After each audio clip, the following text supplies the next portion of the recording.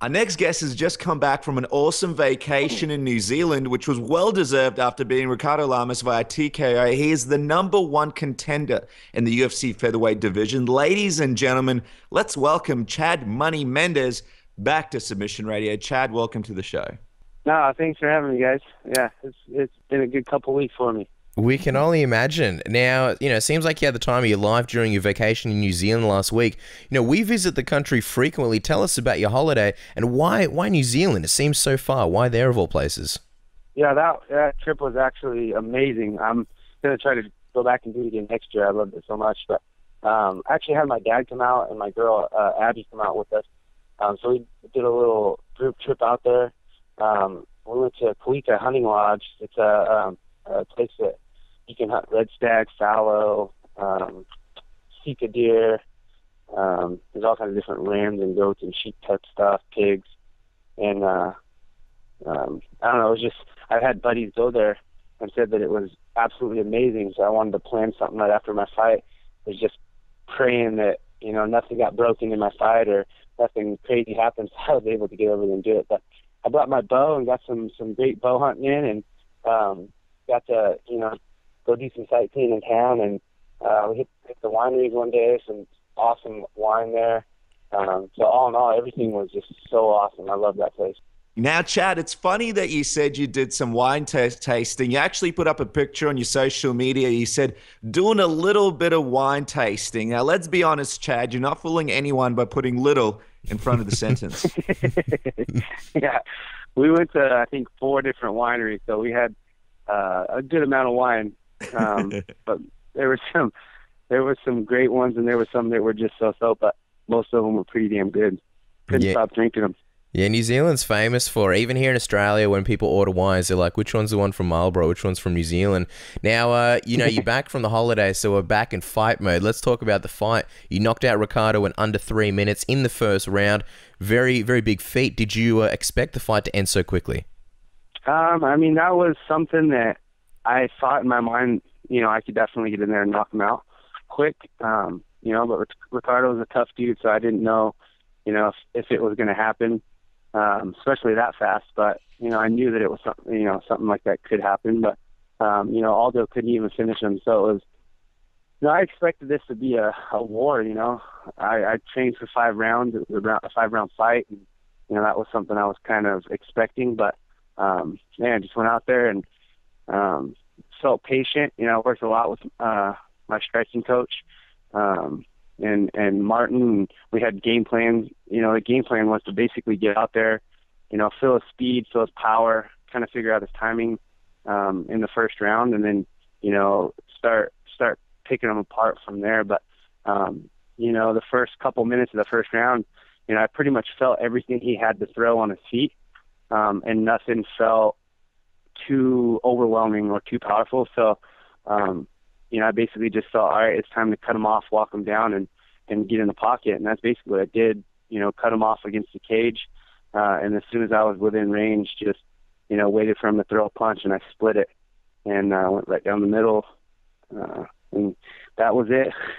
There's a couple times I thought the ref was going to stop it. Ricardo kept dabbing for my leg. So, it makes it tough for the ref to kind of call. But, I could feel just getting my hands on him a couple times. I could feel that the fight definitely could have been stopped. But to the ref's defense, he did keep reaching for my leg and stuff. So, my only, chance was to stay behind him and keep punching him. But in the last 2 punches, I felt him just go limp after, and I just kind of quit. I looked up at the ref and just said, he's done. And then the ref jumped in.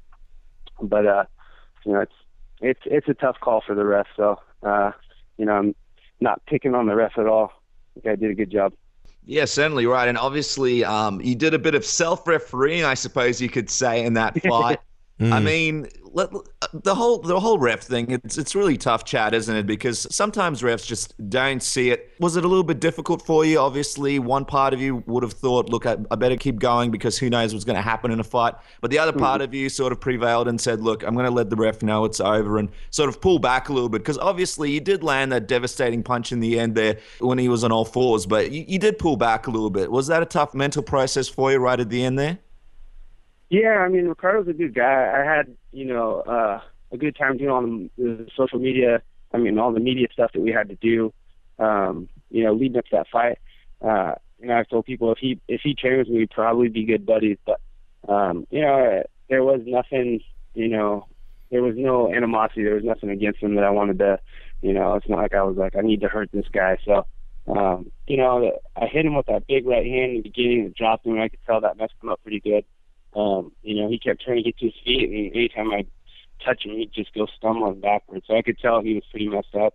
You know, the last time I got right behind him, I hit him with the, you know, left hook from behind, and then I went uppercut with it. And both, like I said, both punches I felt hit him pretty damn hard, and he just kind of went limp after. And, I mean, I could have sat there and kept punching him, but I pretty much knew he was done.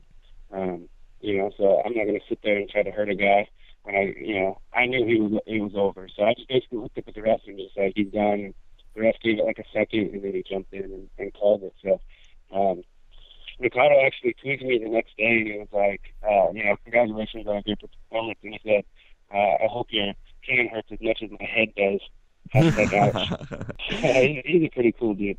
Yeah. No, he's a super cool guy. We have him on the show regularly as well. He's an awesome guy, and hopefully he bounces back. Safe to say, if you had Conor McGregor in the same position, you're not going to be pulling any punches, right, Chad? No, I mean, that's a fight I punch till the ref jumps in for sure. I wanted to ask, you know, much has been made obviously about your KO power, Chad. You've always had that knockout power, but this victory was a big exclamation point. You know, did you do anything in camp for that extra KO power, anything different? And also, you know, what do you make of the fact that, like you said, Aldo couldn't finish Ricardo in 5 rounds, and you did it in under 3 minutes? Yeah, you know, I worked with a new boxing coach this whole camp, Joey Rodriguez, and I think a lot of that, you know, I owe to him. You know, it was a lot of straight boxing. I knew that my boxing was something that was going to, you know, if I were to get in there and let my hands go, it'd be something Ricardo probably wouldn't be able to handle. So, you know, I focused a lot on just straight boxing for that one.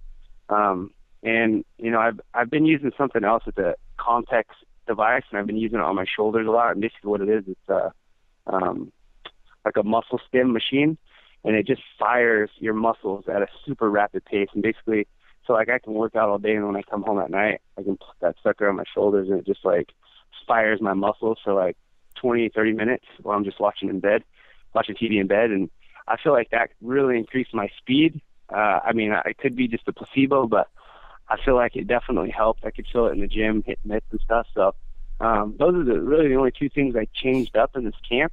And I just felt unbelievable. My hand speed, my boxing felt crisp, powerful. You know, my timing was great, and you know, it just felt good going in there. So, yeah, hopefully we can figure out what's going to happen with me next. Just kind of waiting to hear. I guess you know, whatever happens with Faber and Frankie and Conor and Aldo. So right now I'm just basically sitting back. Doing a little fishing on the river, hanging out with my family and friends, and just kind of watch these fights closely. Yeah, certainly. And it's great to see you enjoying your time off. You mentioned it just before. You're in an interesting position. You're the #1 contender. Dana White said the winner of Faber versus Edgar might get the title shot. You might get the title shot. Everything's up in the air. Talk us through a perfect scenario. If you could pick your next opponent out of all of the potential matchups, who do you want to pick? Who would you rather fight? Man, that's really a tough question. You know, ideally I'd like to fight for the belt again, but, you know, really I think that's going to come down to, you know, what happens with Conor and Aldo. If for whatever reason Conor beat him, I think I'd probably be the next one in line, even if Frankie beat Faber. But, I mean, I could see the UFC go ahead and just going ahead and throwing him in there as well. So, I mean, I really don't know, but, you know, ideally Aldo beats Conor, and I get in there and get to make Aldo Mendes-Getty happen. You know, I truly believe that it's me and him at the top of this division, and you know, I think with the fight in the States, and like I said, I changed a couple small things. I win that fight, and I'm the new featherweight world champion. So, yeah, I mean, that ideally would be perfect for me. Well, yeah, there's every chance that Jose Aldo, you know, may very well retain the title at UFC 189. If he does and you guys fight again, you know, what do you think will be the biggest difference? And you say you tweak a couple of things. Would there be any drastic changes in camp? And do you think you finally found the secret to beating Aldo? As far as camp, I liked the way that camp went. All my training, everything was great. I think the few small mistakes I made were sticking to the basics with my stand-up, and that's where I got caught the few times in that fight. So I think working with Joey, my new boxing coach, that's going to tighten all that stuff up, and then working with Martin Campman on my full kickboxing MMA, I think is what's going to, push me to that next level to becoming a champ. I don't want to talk about, obviously the mistakes that I feel like were there, the things that I fixed, but there were a few, and I feel like I fixed them for this last fight. And my all-around game just feels, really tight right now. So, I'm looking forward to just getting back in there and fighting for the title, I guess, whoever it is. But in my mind, it's going to be Aldo. Yeah, no, certainly. Obviously, you've got a great camp there. So, and 2014 Fight of the Year, so not too shabby as well. It was a great fight. Now, Chael Sonnen on his podcast said that he thinks that you're the total package, Chad, but he thinks that you need to be more vocal in your interviews. He said, I feel like he misses that opportunity, and I feel like Mendes misses it every time. Have you felt more pressure to be more vocal like guys like McGregor in your interviews? Do you agree with Chael's comments at all? I mean, Chael's a master of doing that kind of stuff. That type of shit's for some people, and it's not for everyone. I'm not the type of guy that's going to sit here and talk shit about people and, talk my way to the title shot. I'm going to let my actions speak for themselves when I get in there and knock people out in the octagon. This isn't WWF. This is, UFC. This is actual fighting. So I'll talk and say what I need to say, but I'm not the type of guy that's going to go out of my way to blow media up as far as faking stuff. What you guys hear is, what I am. I'm a guy that loves my family. I love, getting out in the outdoors. I love hunting. I love fishing. Outside of fighting, I'm a nice guy. So, I'm not going to be that fake pro wrestler that's, hyping up the mic. That's just not who I am. So, yeah, I mean, I could definitely see there's room for more media push, but like I said, what you guys hear is what I am. So that's what it's going to be. Sure. And also, while we're talking of possible fights, the other option, of course, if Aldo doesn't retain, would be, of course, you versus Conor McGregor if he wins. You and Aldo shared a shove during a stare down. You had a pretty intense rivalry. If you fought Conor, do you think the rivalry would be more intense than the one you had with Jose? Oh, yeah, definitely. I'm sure it would get crazy from time to time. I mean, you pretty much have no choice with that dude, but I think Aldo so far has done a great job of keeping it cool, keeping his head there. So, I mean, in the long run, that's if I were to fight Conor, I'm not going to let him get in my head or do something, say something that's going to affect the way I fight him. So, all in all, the guy's just a big talker, so he can run his mouth as much as he wants, and I'm still going to knock him out. Yeah, no, certainly. And obviously, we've been watching, and the whole world's been watching this UFC World Tour. Conor McGregor, Jose Aldo, around the world, town to town, UFC embedded, great ratings. Everybody's watching. Everybody's getting excited about the fight. Conor's obviously acting the way that he does, and Aldo is doing his best to keep up with him. What have you thought about these embedded so far? And also, what did you think about McGregor grabbing Aldo's belt away from him during one of those press events? Do you think that was a bit disrespectful towards the champ? Yeah, I thought that was very disrespectful, but, I mean, looking back on it now, the guy, he's the type of guy that's going to make you a lot of money. So as much as Aldo, probably wanted to punch him in the face like I would, but, he's going to make Aldo lots and lots of money. So, the guy can't be too pissed off about it. But, I thought it was pretty damn disrespectful.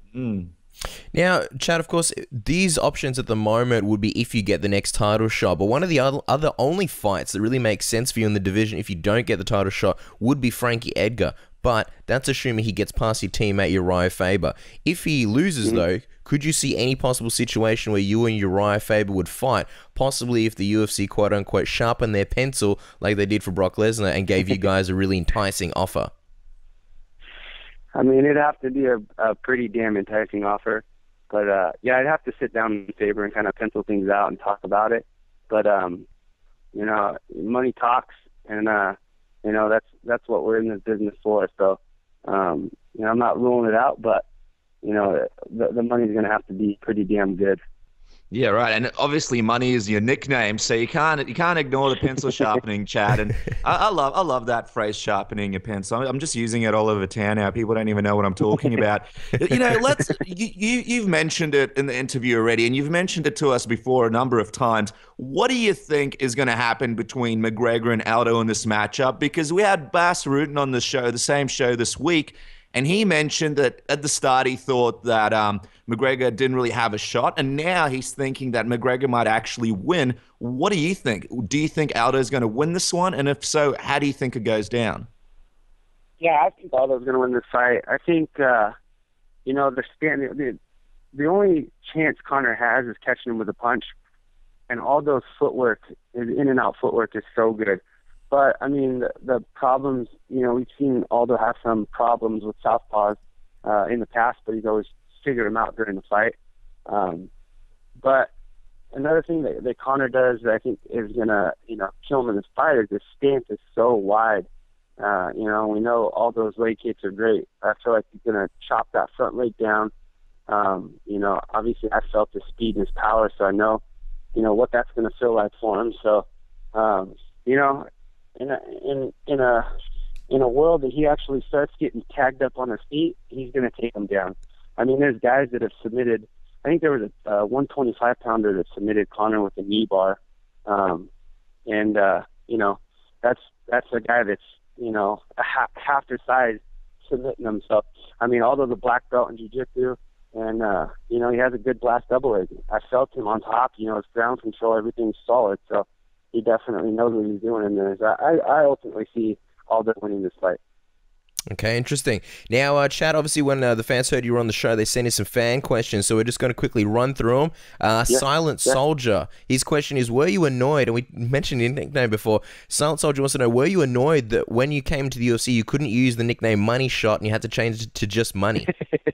Nah, I wasn't too annoyed, but I kind of knew that nickname wasn't going to last too long. That was a nickname that Faber and some of the guys kind of came up with almost as a joke, and then when I was in the smaller show, we just kind of kept it going. But no, I wasn't too annoyed. Hang on a second. How come they came up with that nickname? What was that in regards to? So when the day I graduated from college, the next day I threw all my stuff in U-Haul and moved up to Sacramento. And the very next day I jumped right into pro practice sparring with all these guys at Snowfell. And I had never sparred. I had never done anything like that. It was basically, I only had wrestling. So I, put these big old stupid gloves on, headgear and shin guards, and I was just kind of standing out there getting popped. And so the only thing I knew how to do was take people down. So I would just blast double leg everybody onto their back. And after the practice, we were all walking to go get food. And the guys were just talking about it, like, dude, your shot is money. And Faber was like, dude, that should be your nickname, Money Shot. And that's kind of just where it came from. Nice. Now, Renaked Choke wants to know, Chad, and this is an interesting one. I want to know the answer to this one as well. Conor McGregor has said on a number of occasions that he's planning on moving up divisions if he beats Jose Aldo and going one division up. That doesn't really make sense to us. If you become the champion, shouldn't you have to stay in the division? What do you think about Conor's plans on leaving the division, possibly following this Aldo fight? I think Conor's just a big talker. I think he's just saying whatever it needs to take to stir the media up, and we'll see when that time comes. Mess Hall has a question. Now, I know you have a lot of faith, obviously, in your ability to beat Aldo. His question is, does Chad think, or do you think your best shot at UFC Gold is through McGregor, since Aldo and Mendes 3 is unlikely to happen anytime soon? Would a title fight with Conor be the most direct path to a title for you? Yeah, I think, the most direct way for me to get back into the title is if Conor wins, but, I'm pretty much right here at the top. I don't think my stock dropped too much after that fight with Aldo, and especially just finishing Lamas in the first round. So, I think if Aldo wins, I don't think I'm too far off. Maybe one more fight off from a title shot with him again. So, either way. Yeah, last fan question here from Horang Stahl. He'd like to know, would you take a matchup at 155 if the UFC offered you a good fight? Yeah, it would depend on the opponent, I guess, the size. I'm I'm not a huge 45er. I'm kind of like, I'd almost say I'm probably perfect for 45s. I'm a little small for 55s and a little big for 35s, but yeah, I don't know. I guess the fight, it would just have to, it would just be determined if, I guess, on the opponent. Sure. Now, Chad, I think we've almost hit the 20-minute mark, so we're going to run through this Submission Radio tap-out round. As you know by now, bunch of fun questions, and you answer with the first thing that comes to mind, all right? So first one is, what was Chad Mendes' backup career if you never became a fighter? A teacher, trainer. Oh, wow. Now, this one actually comes from a fan called Tullian. He goes, give us your thoughts on Conor McGregor's new tiger tattoo. I don't know if you've had a chance to see that thing yet. It's on his belly button. It's very intimidating. It's on his belly button. That's not the one where the cat's tail is lifted and that's his belly button, is it? No, but that might have been a better option. I like Conor McGregor as a fighter, but I saw that on Twitter, and I was like, that can't be real. No, that's a good one. I've seen that same image. I like Conor McGregor as a fighter, but this new tattoo just looks a mess. It's a big tiger on his stomach, basically. This tap-out round question is from Augustus Caesar. Does Team Alpha Male work on guillotine chokes more often than any other camps? Because it seems like everyone from there has an excellent one.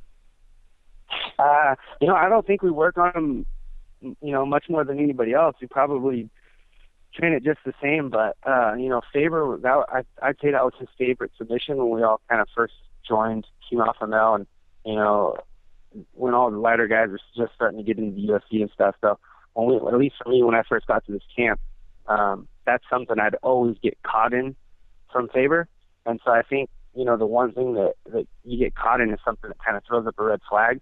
So I would work on that a lot, and that's probably just one of my favorite submissions. But I think the same thing went for all the other guys as well, I would probably say. But I don't think we train it, a ton more than anybody else. It's just something that Faber used to choke us all out with, so we all had to get good at it. Yeah, Faber's the one to thank for that one. Now, Chad, we read that you're of Portuguese, Italian, Puerto Rican, Irish, and Native American descent. We imagine you must celebrate a huge amount of different nationality celebrations with your family. Would we be correct? How did you ever go to school back in primary school days? You would have had a national holiday or some kind of religious holiday every other day. Yeah, that's crazy. Nowadays, I'm drunk all the time. I have a day off. I'm just kidding. I was pretty crazy, but I think we weren't pretty strict on any of the major holidays, I guess. Yeah, it's good that they changed it on Wikipedia, because I remember last time you said that I think you found somewhere that you were like African American descent or something like that. Yeah, it was on my Wikipedia page. Yeah. Like, what the hell? Now, does the beefcake Joseph Benavidez, who has also been on the show many times, ever annoy the team due to his highly sophisticated taste in movies? Yeah, I would have to say yeah, every once in a while.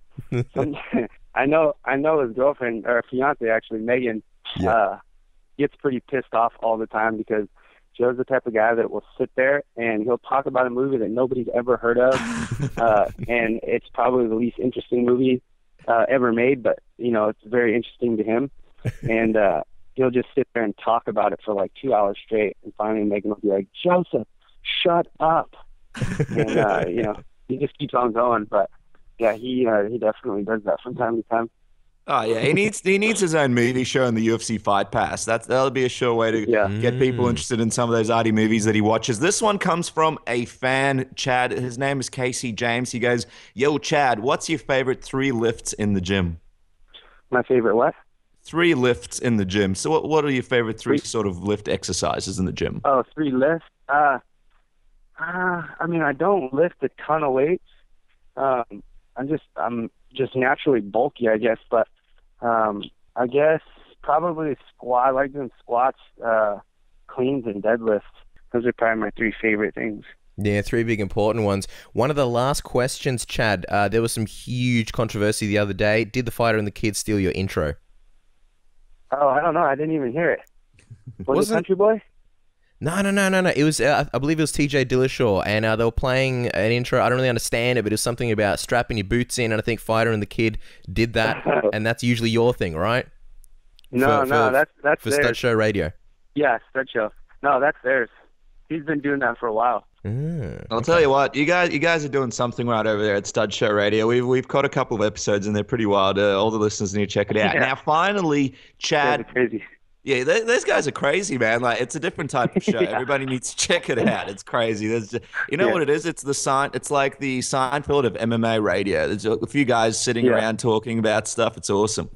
Now, Chad, but the stuff they talk about and the things that they do is just, sometimes I'm like, holy crap. They just do that. Oh yeah, I'm like have me and Casper on the show because we can't talk about this kind of stuff on our show. Now, Chad, finally, give us your argument for all the naysayers saying that we don't want to see Chad Mendes have another title shot. Why should Money Mendes be the next guy to have the next big UFC title shot? Because I was the only person to do that to Aldo, and I feel like that fight obviously was the most exciting fight last year. So, Dana's even said that it was probably the most epic featherweight fight in history. So, I'm only getting better, and I feel like this next time it's going to be that belt around my waist. Strong arguments there. Enough said. Chad, whether you fight Jose Aldo or Frankie Edgar or Conor McGregor or even slight possibly Urijah Faber, we'll be very excited to see what happens. Don't forget to follow Chad Mendes on Twitter at Chad Mendes, and we can't wait to see who you fight next. Chad, thank you so much for coming on the show. It's always a pleasure. Yeah, thank you guys. You guys have a good one.